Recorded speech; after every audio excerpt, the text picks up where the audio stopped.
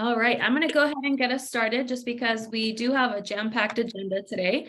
So welcome everyone. My name is Melissa Meza. I am a senior program manager with Health Begins, and this is our session 5 for CalAIM's Collaborative Planning and Implementation Group for the Northeast Region counties. Next slide, please. You might have already gotten a notification, but we are going to be recording this session, and you will get a recording link after the session in case you do have to hop early. Next slide.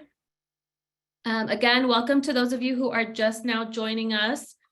If you are still unmuted, please go ahead and mute yourselves. Otherwise, we'll continue on. Next slide. Okay, before we get into the agenda for today, what we wanted to do is just do a little bit of housekeeping. So for those of you who are joining us today, if you could go ahead and update your Zoom name, please update your name on Zoom and include the name of your organization, your pronouns if you would like to, as well as any name preferences. We also have a chat icebreaker. So for today, we're asking everyone to please describe how you're feeling using a type of weather.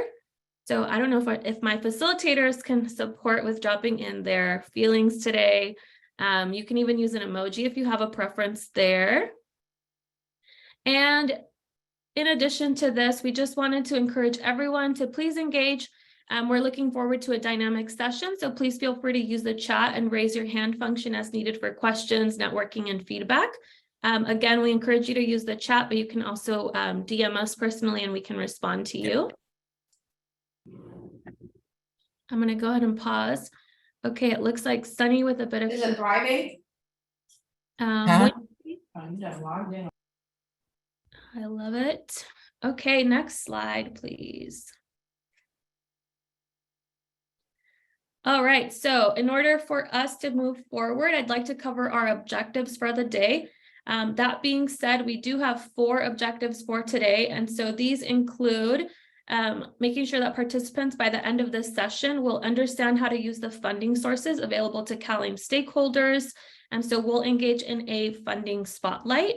We'll also share and discuss the plan sections of our PDSA worksheets. We discussed some of this during the last session. If you are new today, we will have some time to talk about that during the breakout sessions. We will also encourage you to advance to the due sections of the PDSA worksheets for contracted and uncontracted groups. And finally, we will, if you are in your organization, welcome, but you will select a focus area for your organization to prioritize. Next slide, please. In order to accomplish this, we've broken today's agenda down into 4 parts. These include part 1, which is our welcome and highlights. That's where we are right now. We're covering our housekeeping, objectives, and agenda. We're also going to do a quick session 1 through 4 recap. We'll discuss our standing goals and objectives, and we'll also recap some strategies for work plan implementation. Part 2 is our funding spotlight. So like I mentioned, we'll discuss a few CalAIM funding opportunities. These include the cited PATH funding and then the TA marketplace or technical assistance marketplace. Part 3 is our implementation. This is going to be the bulk of our time together today. We'll engage in breakout sessions. For those of you who are contracted entities, you'll be put into contracted group. And those who are uncontracted entities will go into our uncontracted group. If you're unsure of which group to join when we move through the session, we can always provide some support there. And then we will close out with some next steps. This includes discussing an in-person session planning, going over what comes next. You know, if we give you any homework, we'll discuss that as well. And then we have some immediate resources at the end of the deck that you can always access at any point in time. And then we'll close out with some special thanks for our lovely facilitators. All right, so just wanted to quickly touch on what we've discussed during the previous sessions. I did see a few new names here, and so I just wanted to kind of cover what we've talked about. During the first quarter of this year, we went through a lot of discussions among lessons learned. We shared the goals we want to achieve this year. We've also discussed the timeline and work plan for achieving our goals. We've gone over the PDSA cycles and how these will support in testing improvement strategies to improve CalAIM implementation. And finally, we've launched office hours to encourage thought partnership and provide coaching outside of these sessions. Next slide. As a result of this, we've had a couple of organizations join us over the last 4 sessions, and including this one, and just wanted to provide a quick snapshot of who those organizations are. Some of you may have already connected with these organizations offline, you're already cross-collaborating, or maybe even working on projects together outside of this collaborative. So this will always be available in case you're curious as to who's joining and who you can connect with once we end the sessions. Next slide. Okay, and as I mentioned, we have moved from problem identification into implementation. So what does that mean? We've collected all of your lessons learned, we've developed a work plan, and now we've developed a timeline as to when we're going to achieve some of our goals. We have actually split this group into 2 work groups. The first work group is our contracted work group. The second is our uncontracted work group.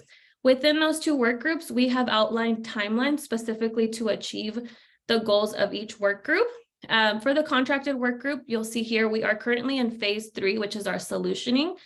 Between May and June, our goal is to test effectiveness of best practices in identifying bottlenecks and challenges, and also have all of you complete a PDSA to be able to implement a best practice. With the uncontracted work group, we're currently in quarter 2, so that's between April and June. That is moving towards change. So adopting and moving towards change. That includes baselining, adopting a strategy to move you through the contracting process, and then also engaging in a PDSA activity. We'll discuss more of what that looks like throughout the breakout sessions, but if you have questions leading into the breakouts, please drop those in the chat and my co-facilitators will support. Next slide, please. Okay, so as I mentioned, we have moved from problem identification and planning to implementation. As a result of that, we just wanted to give a quick announcement that we have done a few of co-facilitator transitions. We did want to give a huge thank you to Everyday Impact Consulting, who a lot of you connected one-on-one with. They allowed us to identify barriers and challenges as well as successes that you've encountered with CalAIM implementation, and helped us define a lot of our goals moving forward. Now what we're doing is moving into implementation. So we've identified a few new co-facilitators. I wanted to give them an opportunity to go ahead and introduce themselves here. But before we begin, those co-facilitators are Gabrielle, Teddy, and Ashlyn. And I'll go ahead and start with Gabrielle. Gabrielle, if you want to give a quick introduction on yourself. Sure. Yeah. Good afternoon, everyone. And thank you, Melissa. I'm very excited to be here with everyone today.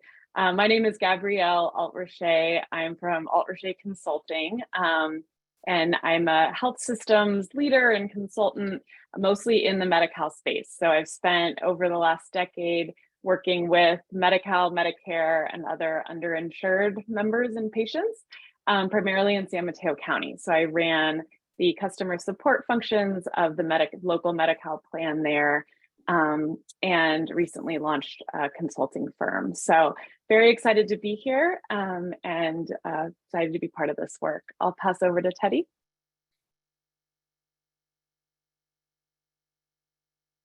Hi, everyone. My name is Teodros GASHAW. You can call me Teddy. Principal of the GASHAW group, along with Ashlyn Maloof. And we started the GASHAW group in 2020. Most of our work revolves around health equity, diversity, equity, inclusion, and belonging, organizational assessments, staff training, et cetera. And so we've been working with the San Joaquin Stanislaus Collaborative. Obviously, we're now starting to work with the Northeast, and we're happy to be supporting. So great to meet everyone. And I'm Ashlyn Maloof GASHAW. Wonderful to meet all of you. Really looking forward to hearing your perspectives, your experiences, your aspirations. Just to add a little bit to what Teodros said, my background is really in grassroots work. Spent nearly 20 years doing grassroots community organizing. And so a lot of my experience is working side by side with people who have barriers to enrollment and to other healthcare services and systems. So appreciate being on the journey with each of you and allowing us into your space. Thank you so much. And we are so excited to have them here joining us for our implementation phases. I'm going to go ahead and hand it off to our co-facilitator, Gabrielle, to take over from here. And I think we can move to the next slide. Great, thank you, Melissa. So we thought that we'd start off by just recapping kind of some of the learnings that you all have brought forth in the sessions to date. And I will give that with the caveat that, of course, I was not here for these discussions. And so if there's anything that doesn't sound right or that we've gotten wrong, please let me know, let us know. Our ability to build on all the work that you've already done really relies on understanding the work that you've done already. So with that caveat said, that my understanding of some of the opportunities for improvement that you all have elevated so far, one is around capacity building and workforce development, right? So the need to fill workforce development gaps among providers, and also the need to develop spaces for peer-to-peer support so that we can share the learnings, particularly across rural counties and communities. Then you also elevated the need for improved care coordination. So developing cohesive coordination and improving partnerships across all the key players in this system, right? We've got a lot of cooks in this kitchen. There's partnership as the managed care plan. There's all of you as current or potential ECM and CS providers. There's the data information hub component, the technical assistance providers. So just trying to make sure that there is cohesion in all of that. Then data sharing and workflows and systems. So the need to improve upon our current data sharing processes by streamlining data collection and reporting, determining feasible metrics for quality and performance, right? What are we going to measure? And identifying technology solutions. Those tend to be sticky wickets, as they say. So, and then of course, we want the work to be sustainable. So you all elevated the need to prioritize sustainability of these programs. And so that we're laying the groundwork for long-term results and also long-term partnerships among providers and managed care plans. We want this to be around for a while. And then in the third session, my understanding is that some additional pain points or opportunities for the work emerged as well. So we added to that list the need to educate Medi-Cal members at the state level, but also the local level about the availability of the benefits so that we can drive utilization. And then alongside that, to share information with prospective providers to make sure that those who might be able to offer the services are getting that information and the resources they need to become contracted providers. So we can make sure that we have an expanded and healthy provider network that then drives utilization as well. And then finally, the last two, one is really, we heard a request for the state to publish the types of services that providers are offering, so that we're all on the same page about what the landscape looks like, who's offering what, and what those referral processes look like. And then finally, you identified that there are stakeholders who are contracted, but who aren't yet able to offer services or who aren't offering services, and elevated that as an issue or a barrier, and kind of what do we do with that? And one of the ideas there was around the peer modeling of best practices might be helpful or in supporting those stakeholders to be successful. Next slide, please. So in addition to elevating those opportunities for improvement, you also set goals as a group. So for organizations who are already contracted as ECM or CS providers, you as a group set a goal that by December of this year, 75% of participating organizations will implement at least one best practice to improve ECM and CS implementation. And then for the organizations who are not yet contracted as ECM or CS providers, the goal is that by the end of December, 75% of organizations will have advanced at least one stage in the contracting process. So again, just kind of that forward movement. And throughout the work, our objectives are, of course, to measure our progress toward these goals, also to chronicle systems level changes as they emerge, and also to have an understanding throughout of the provider network and kind of how that is evolving and changing. Next slide, please. Great. So with that recap of kind of what we've done so far, I'm going to pass the mic to Eva, who's will share with us some information about funding opportunities, and we'll also spotlight the experience of one of our own collective member organizations who received funding through the TA Marketplace. And we'll hear from them about what their experiences have been so far. Thank you, Gabrielle.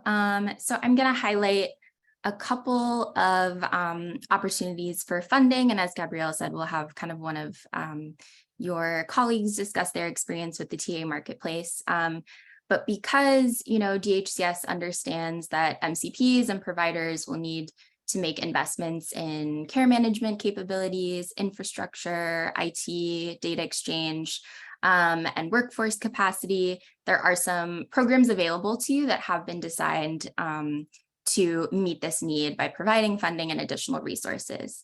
So here we're going to focus today on the CITED grants and then also TA Marketplace.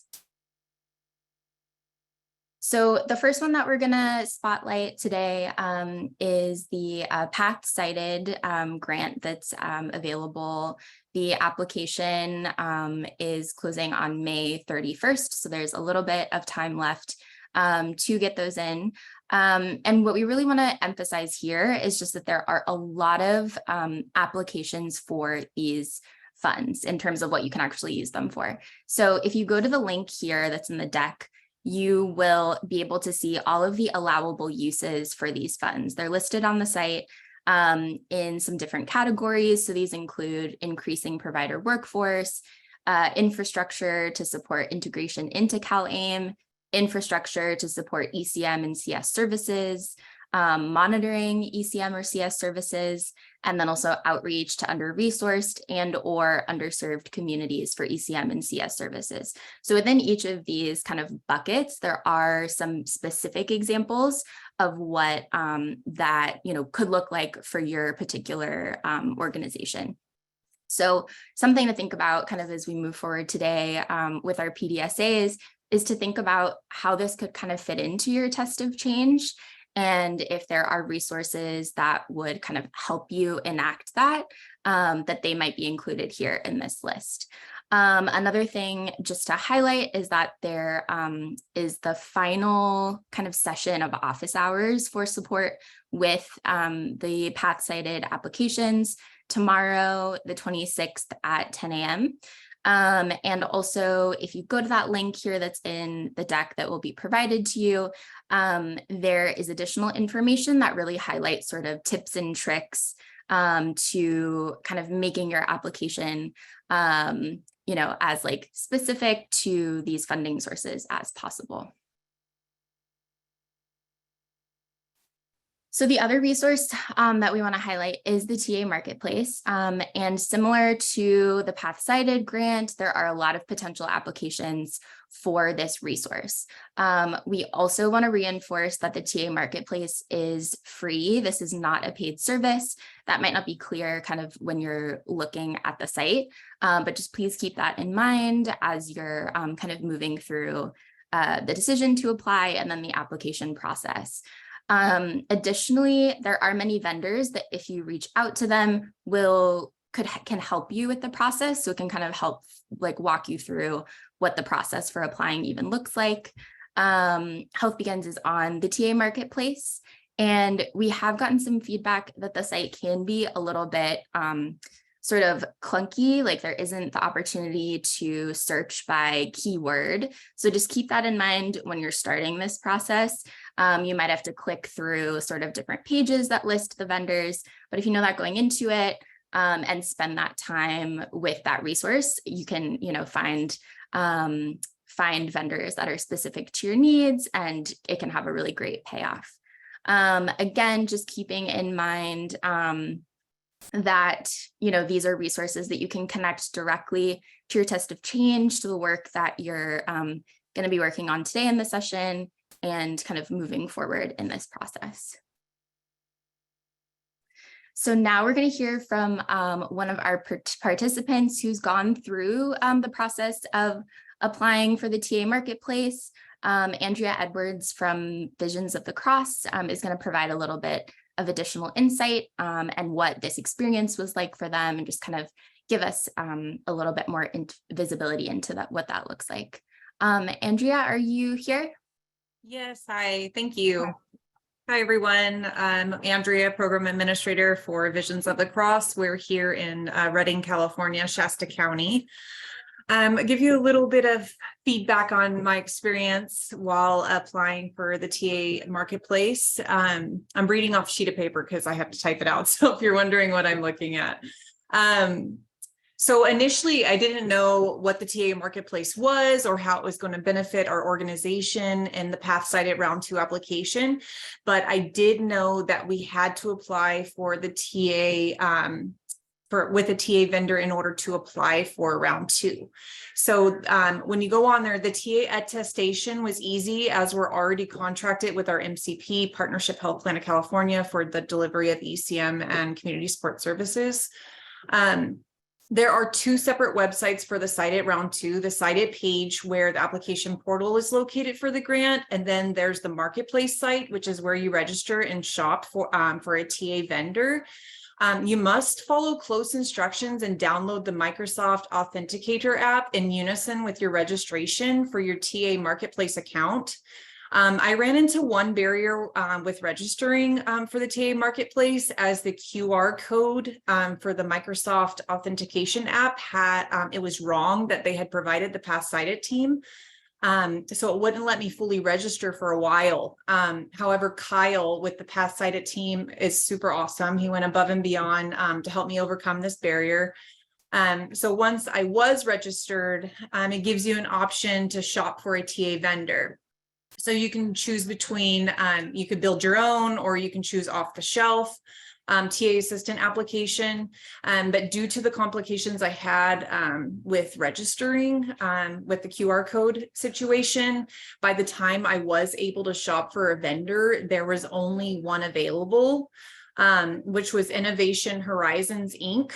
And so I chose that, and I chose to submit 2 TA project eligibility applications. The first one was an off-the-shelf choice, and it was offered by Innovation Horizons, Inc., and it will focus on ECM transitions of care. And then the second application was also off-the-shelf choice, and the vendor is also Innovation Horizons, Inc. And that one will focus on addressing social detriments of health through community supports. And then also we'll be submitting our Round 2 application tomorrow. So that's about it, unless anybody has any questions. Thank you so much, Andrea, for providing that insight. And yeah, if anyone has any questions, either for Andrea or our team. Yeah, I see Samantha. Thank you for that. That's exactly the problem I had, was the QR code. So thanks, Andrea, for confirming that I wasn't crazy. I tried it in so many different ways and I just couldn't figure it out and gave up. So, okay. So, and thank you. I'll email the CalAIM Health Begins to kind of walk me through that process. So I appreciate that. Yeah, I could also provide Kyle's number in the chat, and you could reach out to him directly if you'd like. Oh, thank you. I appreciate that. Yeah. Yeah, and I'll just jump in. Thank you, Andrea and Samantha, for the question as well. I think that for that specific issue, it would be Kyle at the TA Marketplace. I think that's what we would encourage you to do it as well, Samantha, because it sounds like it's a technical issue. And so thanks for sharing that information, Andrea. And we anticipate that a lot of like the TA Marketplace, because it's so new, it's going to involve some like peer-to-peer support to figure out all these barriers. And I will say that it's not just Kyle, it's kind of all of the TA Marketplace kind of folks at ECG and at DHCS are really committed to helping troubleshoot these issues. It's kind of function of something being new, identifying them and troubleshooting them. So thanks both of you for sharing your experience and your questions. Thanks, Sadhana. And we have a question in the chat from Barbara saying you stated that you had to submit the TA in order to apply for Path 2. I thought Path 2 is standing on its own. I could be incorrect, but I was under the impression that you did have to apply for the TA marketplace in order to be considered for the grant, but maybe I'm wrong. Melissa or Sadhana, do you have any insight into that?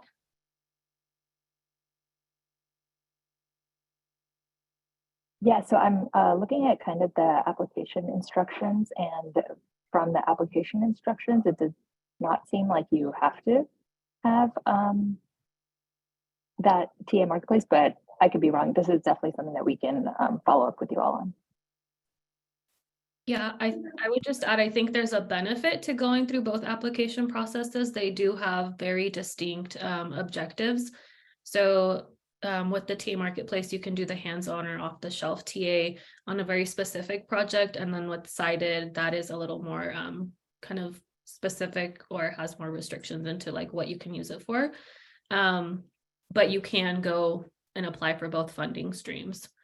But definitely can follow up on your question, Barbara. Thank you. Yeah. So I'm going to move us along, but if anyone else has any questions related to funding or anything else that was mentioned, please feel free to put them in the chat or follow up with me afterwards. And thank you so much, Andrea, for sharing your experience. We really appreciate that. And so now I'm going to pass it over to Gabrielle. Great, thanks, Eva. And thank you, Andrea, for sharing your experience. So we just wanted to do a little temperature check and see how folks are feeling. We're, we've spent to date work mostly in the planning stage of this work, and we're now moving over to the implementation stage. So that's what our breakout sessions, which we'll go to in a minute, will be about.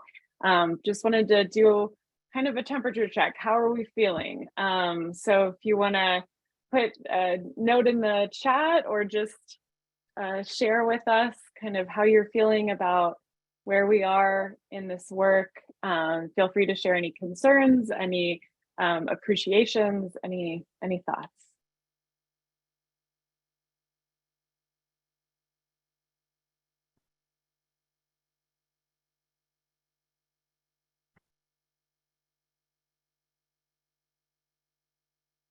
We'll just give a couple minutes for this.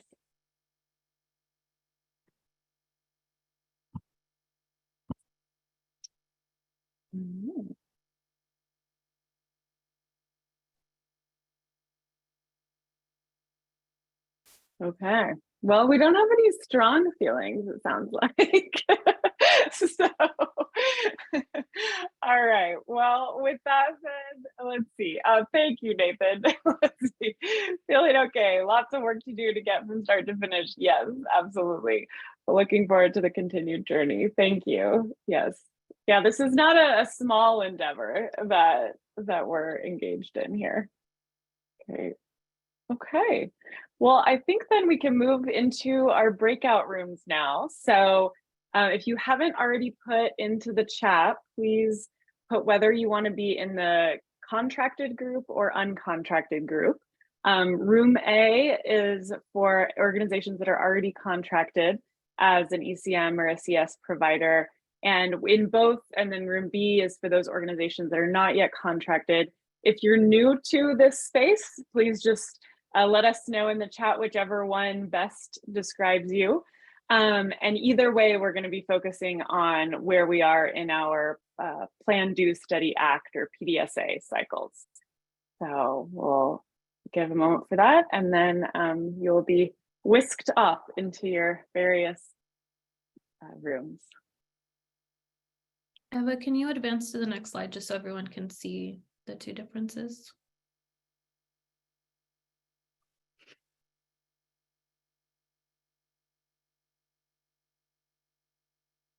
And we can go ahead and open our breakouts, I think. Is our facilitators ready to go? Thumbs up, perfect. Hi everyone, welcome back. Hello, okay. Do we have everybody back from their sessions?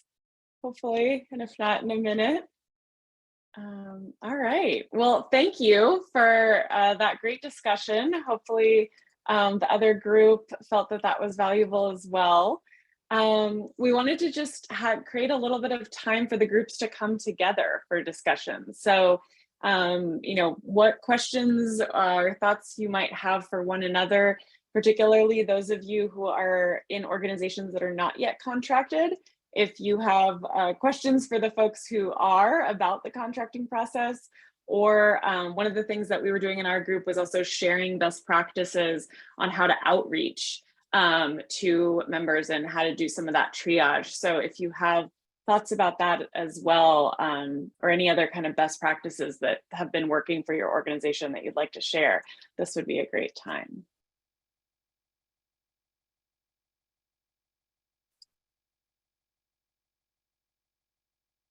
Give people some. Ashlyn, were there any questions in your group that you think should be uplifted here?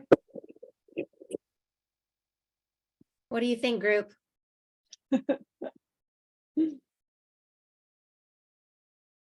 I didn't ask it, but I'm going to ask now.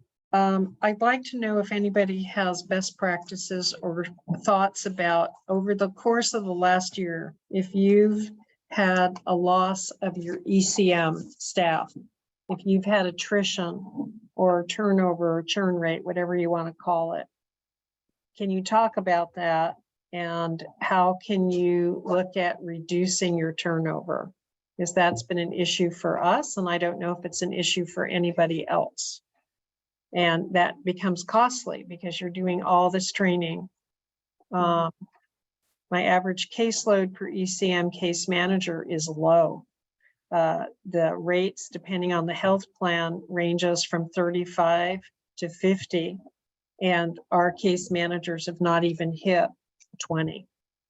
So overworking them is not the issue. I know that for a fact. But some of, you know, we thought that we've changed a lot of things, but I think that you know, how we're going to orient them, we have to look at doing some changing here, because what we've done's not worked, and we've lost staff that we invested a lot of time and money into, and now we have to kind of start over. So is anyone else experiencing that? Barbara, sorry, was that for CS or ECM, did you say? I'd say both, but primarily ECM right now. We focused on getting case management started and up and running versus providing hands-on service. So, but you know, community supports, like to find respite workers, for example, because some of my other work up in Lassen County and MODOC, I can tell you that there's a shortage of healthcare providers that, like IHSS workers and things, that need to do that type of respite care. So we've experienced that from other programs, but I'm talking right now ECMs. How do you end up maintaining them and not losing them?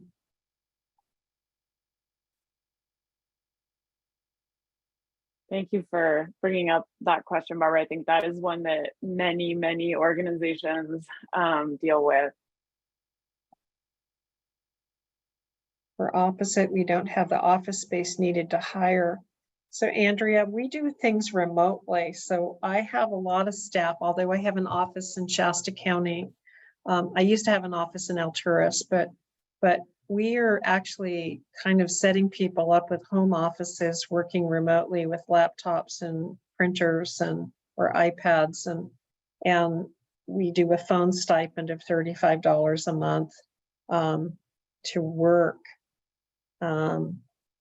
So I don't know. Those are some of the other best practice type things, but I'm just, and you know, I thought, well, for me, one of our experiences has been is that these case managers that have lived experience, for example, need a lot more supervision and hand holding and direction than somebody with, let's say, a bachelor's degree or an AA degree and some social sciences.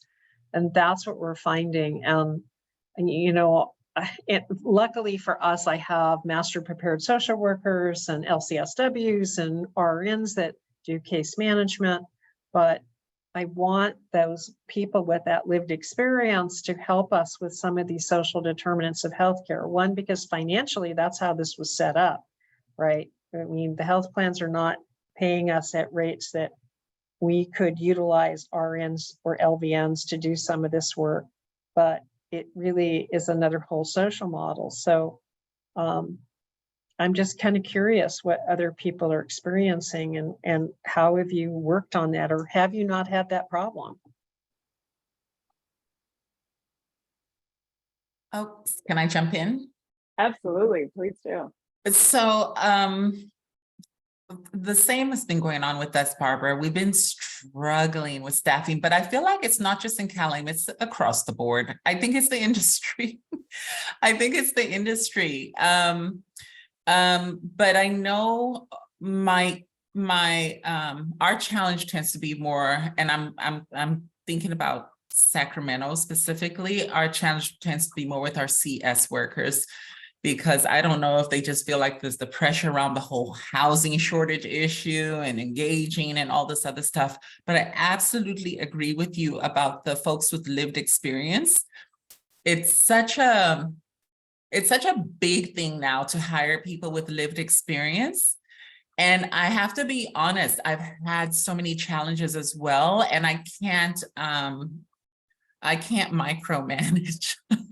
I don't want to say micromanage, but I can't do the hand holding and all this stuff. So I do a lot of peer-to-peer.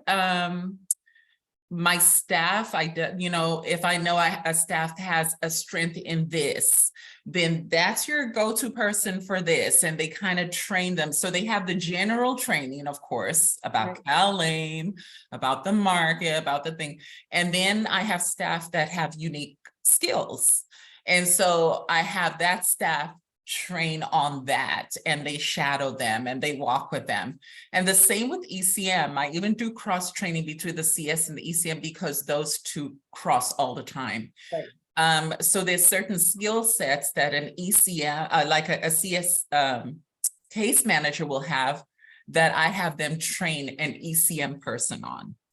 So it may be a soft skill, but it also may be a hard skill. And what I mean by hard skill is being able to be frank with somebody and get to business, because people who tend to work in a healthcare industry tend to be softer, tend to be more patient, tend to be like, let people move at their pace, And whereas housing folks who have that skill set tend to be like, there are these things we need to get done to get you to here, And so sometimes I cross-train folks on those skills. And there's a lot of peer-to-peer training that I do to maintain my ECM folks. But they've been my longer lasting folks. It's the CS ones that I've been struggling with. Okay, thank you. Interesting. Thank you for bringing that up, Samantha. That's really, it's interesting and helpful to hear that challenge. But does anybody else? Yeah, John? Just a quick statement and then a question. I've only been doing this for 3 or 4 months, and I do ECM and CS. I am a CalAIM worker, LCM. So as far as the individual that asked about holding on to the ECM people, the biggest, I guess, irritation that I have found is the training. Things change so much, and there's new forms that come and go. And so it's super important to have really high quality training and just very streamlined. And so just that's for consideration. CS, someone made the point that, people can get exasperated or whatever over the homeless situation. And that is true. And I think that sometimes CS and ECM workers can put too much on themselves. And so we have to be careful about that, because then we feel like we're not helping or we're not doing our job if these people are not succeeding, and we can only put so much on our shoulders. So my question though, I'm wondering if anybody has tried in their program, having certain individuals do the outreach and the referrals, and then have a different team of people that actually do the hands-on work. And if anybody has their program set up that way, I'm wondering if they have found it successful. Great. Thank you, John, for both for sharing your experience and also that question. I know Karen had a comment and a question, but it looks like, Samantha, you're nodding your head that yes, indeed, that is the model you have. So I'm wondering, Samantha and John, you may want to connect offline because unfortunately we're running up against time, but I want to make sure that you make that connection. Karen, what did you want to share? Again, from a person who's not like looking into this something new, I wonder if there is an opportunity for community-based organizations to be part of these systems. First of all, as a grantee of those systems, we work with family resource centers, we work with other partners. I mean, each one of our counties are so big, especially those in rural areas. Siskiyou County is the size of Connecticut.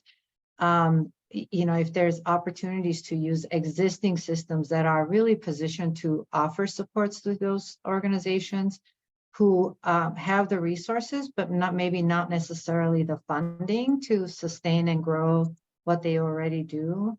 They could, depending on your guidelines and resources, it seems that they could be phenomenal partners. An example, we're in Siskiyou, we're building the 10th Family Resource Center across the county. And so could they potentially be could these systems, including in Sacramento, be a strong partner in elevating supports and meeting the priorities of these activities? Great, thank you. All right, well, everyone, I know we're in our last 5 minutes, so I want to make sure that we have time to wrap up and talk about next steps. But this has been such a valuable and rich conversation, so I appreciate. Let's see, Eva, can we move to the next slide, please?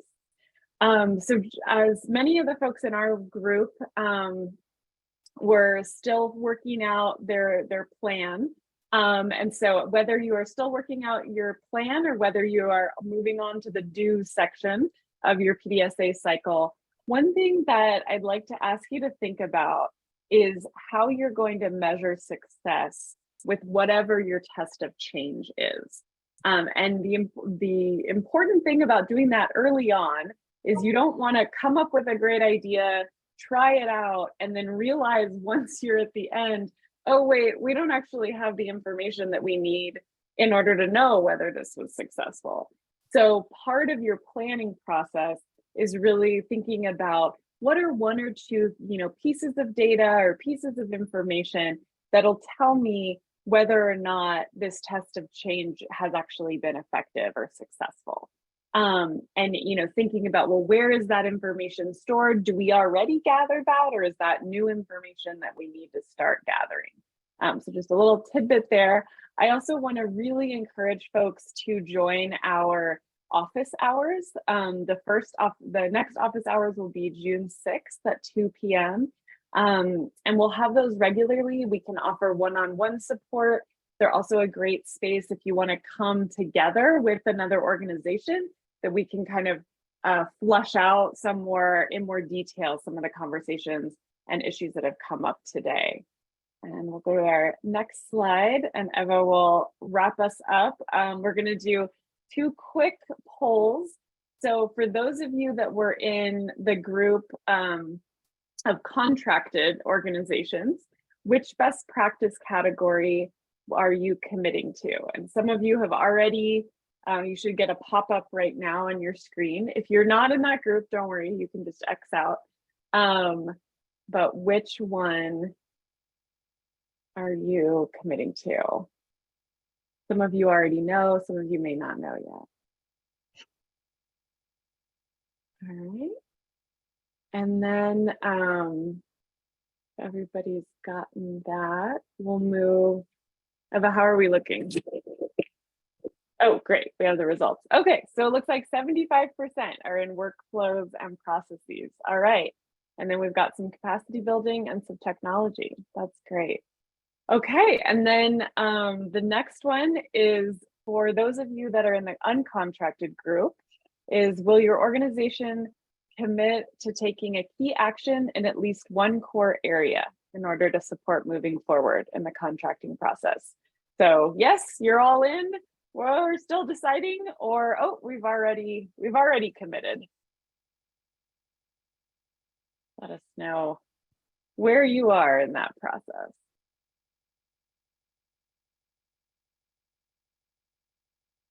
I'll give you another minute.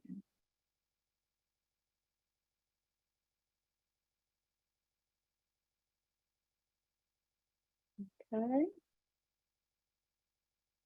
All right, and it looks like we're somewhat evenly split. So we've got some that are still deciding, but also some that have already committed, and others that are committing today. So it's great to see. All right. Well, I think then Eva, I will hand it over to you to let us know next steps. Great, thank you, Gabrielle. And I know we just have a moment left, so I will go through this quickly, and it'll also be included in the slides that you will have access to after the session. But first thing, we are doing some planning for our in-person session. And we just wanted to ask the group a few questions. If you have thoughts immediately, you can answer in the chat or follow up with us after the session as well. But we're wondering, does late July work for folks? Are there any collaboratives who are hosting in-person events that we could pair up with? If you have any ideas for potential partners or co-facilitators, that would be great. If you have any venues or preferred locations that you recommend.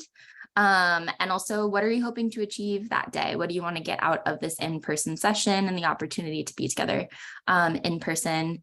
And there will be food. So we wanted everyone to know that there will be food at the in-person session. But if you have any suggestions, any ideas, please feel free to drop them in the chat, or you can follow up with one of us or me after the session. And then just for some additional next steps, we want to highlight that next month's session will focus on sharing and receiving coaching on your PDSA plans and journey mapping, some post-event action items. You can continue kind of depending on where you are in that PDSA cycle, continue with that homework. You have those opportunities to reach out and work with our team if you need any support. Please be sure to register for the next session with those registration links, and you also receive a calendar invite if you haven't already. Please join us in one-on-ones and office hours. As always, all of the session materials will be available to you after the session. Please always feel to reach out to me. My email is right there for any questions about the collaborative.